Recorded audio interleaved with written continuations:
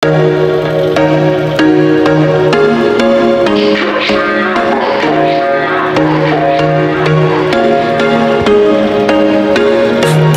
a day that I would pray for you. I'd go and misbehave just so you'd notice too. Sneaking looks up and down from across the room. And damn, what a hell of a view. I feel good, you look great. I like you, I can't wait. At first sight.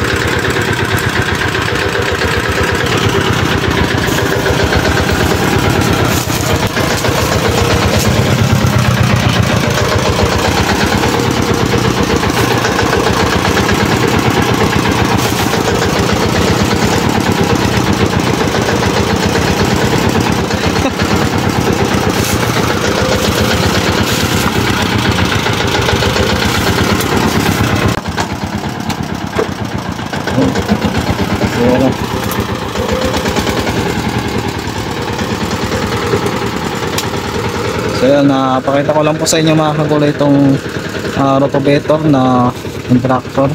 Okay, nabili po ito sa Manila. So umabot po ito ng 55 kasamang shipping. So maganda po ito sa mga pagitan ng talong. So Calixto po itong nirotavator yung gitna. So sakto-sakto po ito. So lahat po adjustable, pati gulong niya pwede siyang buka. At itong rotavator niya, ayan. So meron siyang 6 na speed. At yan, start na. So makita nyo, kabing-kabi ito sa mga gitna ng talungan.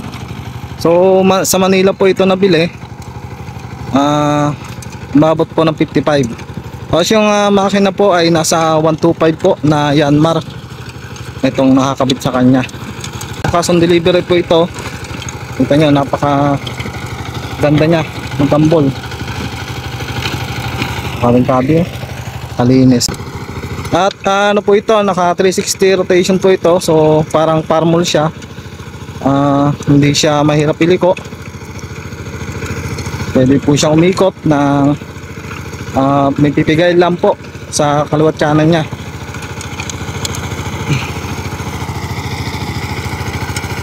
So ito po, Yanmar na 125.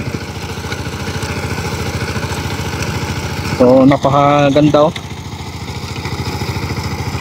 Kabing-kabi ito sa mga panggitna ng talong. So ito po, meron na po itong 1 month na nabili. So sakto-sakto sa season ng talungan. Ayan.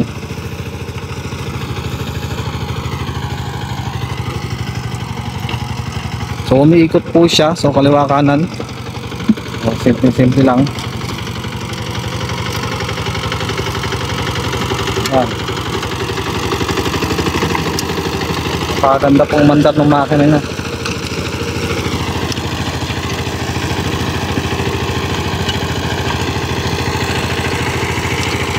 So abangan nyo na lang po yung iba kong update dito sa rotavator na to, sa walking tractor. Ayan, so nag-research pa po ako dito kung ano po yung specification nya. Ayan, so makikita nyo, sulit na sulit yung 55k. So dito nyo na rin po babayaran yan pagka diniliver at nakita nyo yung items o yung tractor. Dito tsaka nyo palang po babayaran to. Ayan. So from Manila po ito, Yanmar.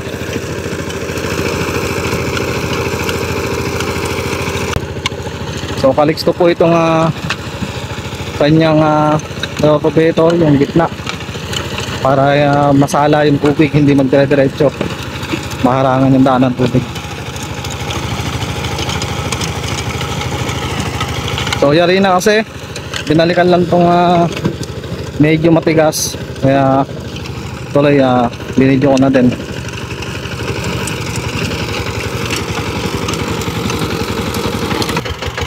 Ganda.